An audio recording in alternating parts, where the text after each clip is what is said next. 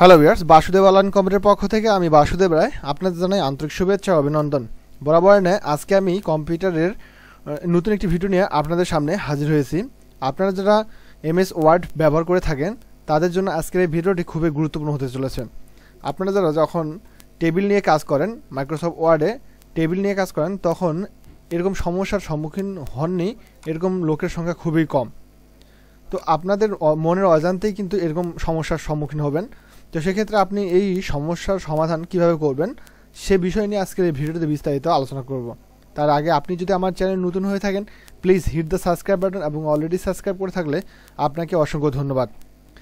তো এই সমস্যাটি দেখতে পাচ্ছেন যে আমার টেবিলটি কিন্তু পেজের বাইরে চলে গেছে।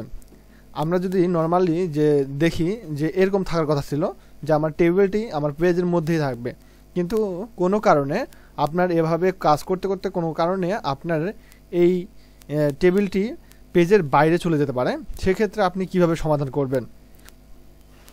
যারা জানেন তারা তো করতে পারবেন, কিন্তু যারা জানেন না তারা কিন্তু এত সহজে করতে পারবেন না। তো এটা করার জন্য আপনাকে কি করতে হবে, আপনার টেবিলটিকে সিলেক্ট করতে হবে। তো টেবিলটি আপনি যখন টেবিলের জাস্ট কর্নারে গিয়ে দেখবেন যে একটা স্টার মার্ক চিহ্নিত আইকন আছে, এই আইকনটিতে জাস্ট ডাবল ক্লিক করবেন। ডাবল ক্লিক করার পর দেখবেন যে আপনার টেবিলের যে মেনুগুলো আছে সেগুলো ওপেন হবে। এখান থেকে জাস্ট আপনি লেআউট থেকে ক্লিক করবেন।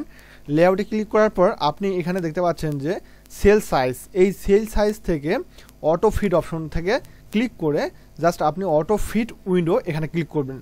আপনি যদি অটো ফিট উইন্ডো এখানে ক্লিক করেন, সাথে সাথে দেখতে পাচ্ছেন আপনার যে টেবিলটি আছে এই টেবিলটি আপনার পেজের সাথে অটো ফিট হয়ে গেল।